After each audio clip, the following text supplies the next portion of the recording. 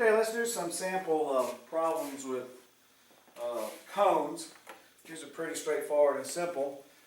Prep this one up. This is just a regular cone, regular ordinary cone. Looks like this. It's a right ordinary cone. It's got a base. It's got a vertex that's centered over the center of the base and so forth and so on. However, we've got to do a little bit of work. We've got to find the height.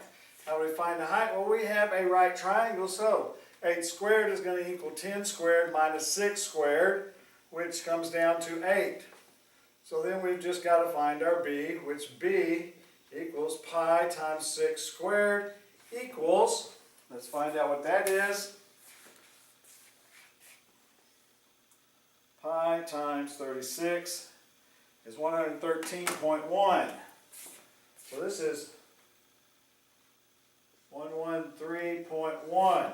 So our volume simply equals 113.1 times 8 equals, let's find out what that is, it's 904.78. 904.78 centimeters cubed. Okay? So this one threw us a little bit of a challenge in finding the height, which is pretty simple because we can just use Pythagorean theorem to find that and go from there. Now let's look at the next one. It's a cylinder laying on its side. We know that the diameter between here is 12. Well, what does that make the radius? The radius equals 6. The base is pi times 6 squared. Wow, we've already got that. That equals 113.1.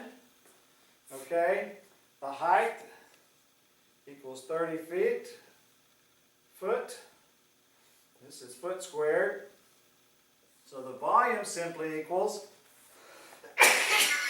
excuse me, apologize, 113.1 times 30. Let's see what we get there.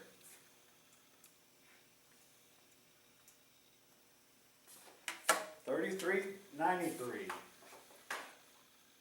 equals 3393 foot cubed, okay? 3,393 feet cubed, okay? Now, that's our second one. That one's fairly straight. This one is an oblique, okay? Let's label it. This is an oblique. Oblique cone. All right? These are right cones. Why? Because the vertex is dead center over there and it forms a right triangle. Okay, right cone. And again, this is a right cone. All right? But this one's oblique. Notice that from the side, it leans, okay? That vertex is not over the center of the base. But they give us some information. They tell us that this side is 18 yards. This is a 45-degree angle, okay? Got it? So we can find out what one of these sides is. We have a 45, 90-degree angle. We know that across from the 90 degree is 18 yards. We know across from the 45, because of that relationship, it's 18 divided by the square root of 2. So the h is 18 divided by the square root of 2. Let's just put this over here like this so we know where it is. Okay, so that's that calculation right there.